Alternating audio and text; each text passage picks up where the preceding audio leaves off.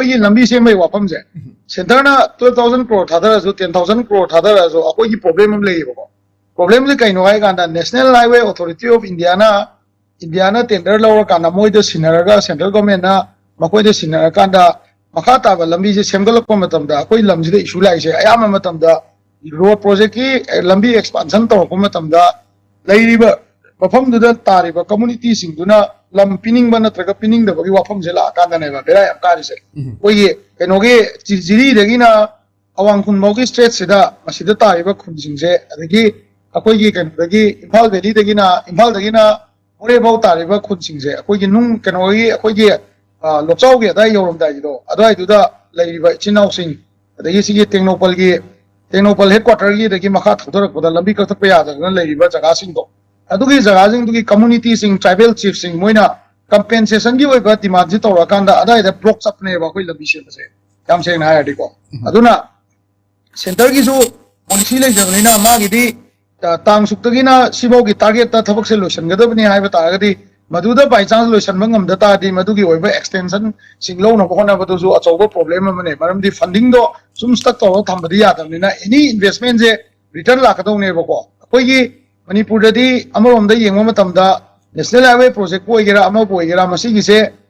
ꯁꯔꯀꯥꯔꯅ revenue investment ꯇꯧꯕ ꯂꯣꯏꯔꯀꯥꯟꯗ ꯔꯦꯚꯤꯅ꯭ꯌꯨ ꯖꯦꯅꯔꯦꯠ ꯇꯧꯅꯕ ꯑꯦꯔꯤꯌꯥꯁꯤ ꯀꯌꯥ ꯌꯦꯡꯗꯦ ꯑꯇꯣꯞꯄ ꯁ꯭ꯇꯦꯠꯇ ꯑꯣꯏꯇꯥꯔꯗꯤ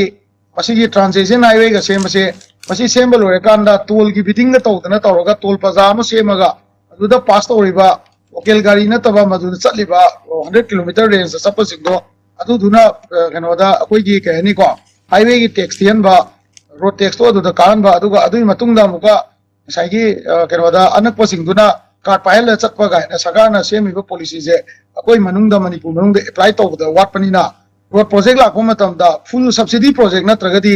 12,000 crore होइताजु मदुदा स्टेट शेयर यावरम बतागदी मदुगी अचौबा हर्डल अमदी गवर्नमेंट सिना दुम थेंगनेयबा अदुना फंडिंग जे मतम जाना लौबा ngमदबसिना प्रॉब्लम अमा अनि सुदा लंबी मपानदा तारिबा इचिनाउ सिंना रोड लंबी की ओइबा कहनी लम एक्वायर तौरको मतमदा लेबाक से चाखनबा लम सरकारना लम लौसनबा मतमदा मदुगी मतांगदा यानदबा अमदी यानबा लाखपसिना सेकेंड प्रॉब्लम अमा ओइरकांदा अदगी अहुम सुबदा हुजिक लैसे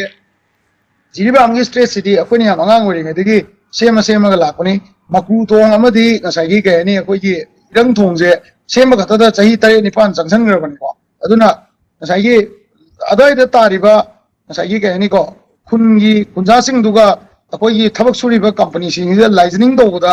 अखोइगी याननबा होनबदा नत्रगा लमगी कंपेंसेशन तौनबा होनबदा लाइजनिंग द खरा वाटप्रा लाइजनिंग ऑफिसर सिंगदुगी सु ओइबा तोंगानबा एंगल अमदा लमसिगी प्रोजेक्ट सिंग जे थुने लोइसलनगे हाय तादि मदुगी कंपनी थबक सुरिबा कंपनी सिंगदुगी लाइजनिंग ऑफिसर सिंगदो मखोइगी मखासु याम पोले थबक तुबा तुना चटपाइसे लाई मफमदुदा इरांग तोइना तौरक्तबा खनाबा हौदबा थबक चांगनाइना सुवनबा नारोन सिंगी ओइबा प्रॉब्लम लेहनदबा खुलाई पाइबगी प्रॉब्लम लेहनदबा सिगी थबक सिंगजे लाइजनिंग ऑफिसर सिंगदुना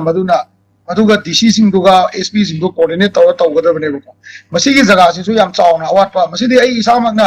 उरबनिको मसि अवाटपसे याम सांगदे हाइनिंग्रे सिदंगमदबा जगह मा याम यावरिबा अदुना मसिगी एग्जांपल लेबु कैनो हायगांदा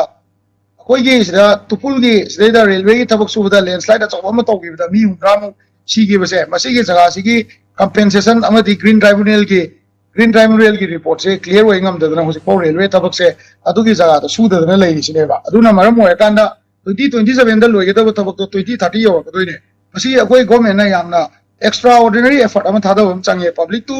गवर्नमेंट की एफर्ट से पुन्ना चमिनबा याबम चंगेबको सिमा लेरे अदगी अहुम जुबदा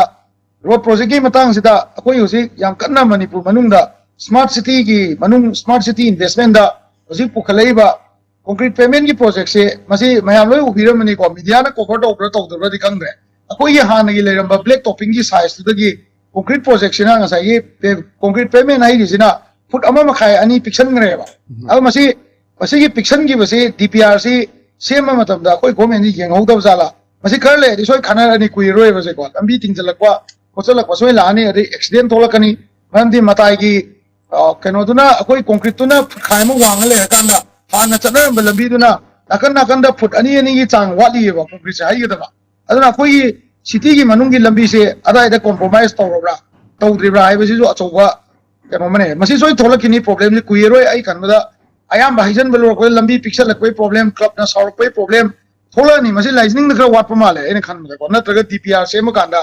गवर्नमेंट ना मतम दुदा लेबा पीडब्ल्यूडी की ऑफिसर सिंग दुना कमाइना याथोरी नो फन लेतबई तौरीरा नत्रगा खरा चावना तौसे पिक्सल लेरा सिने यानी गायना खनबरा वांगई लंबी दगा तौरीबा अदगी सिगी अकोई कुमल लंपाकी स्टेडियम की ममांग तौरीसे ओरिजिनल लंबी दुदगिना फुट अमा मखाय अनि लोय पिक्सल लेबा लंबी से फुट अनि अनि गुंबा नाकन नाकन द फुट अनि अनि गुंबा पिक्सल ममाले सिगी पॉकुम से कान पीदोना पोट सुजिनेबा लाइच अदुना लेकाई की नत्रगा लेबा की डेवलपमेंट तौ मतमदा थबक तो तौरी न उत्पगा थबक तो कानन बगा अनि सिगी खेनाबम लेबा अकोई हुजिक तौरीबा मणिपुर सिददी नेशनल हाईवे 1 वगैरह 2 वगैरह सिगी थबक सिंगसे सुना होना बदा टेरिटोरियल आर्मी मैम संग नागल सीआरपी नागन बता गसु लाइजनिंग द वालक पता रगदी अदुगा प्रोजेक्ट तुगा अकोई की लेकाई की इंप्लीमेंटेशन दुगा चानरक तब ता रगदी मदुदा हर्डल होइनिना आना फजना मुन्ना खल्लगा मसी सिंगसे इन्वेस्टमेंट तौद्रिङैदा अदोमदा तारिबा खुंजा सिंग दुगा वारी साना होबा लम ओलिबा एसडीसी एसडीओ मैम दुगा वासे फजना लेकाई का फमिनगा ताना होबा तुम कोइने साखोटनगा तौबम चंगे ठिका तौरगा पैसा लौथोगा कोई री तौरमने न चटखिना आयाम बोइना तौबसिदा 12000 crore होइगरा 15000 crore होइगरा मदुगिदो target line the lotion बगी आसारी लेके ना इसमाइन तमजै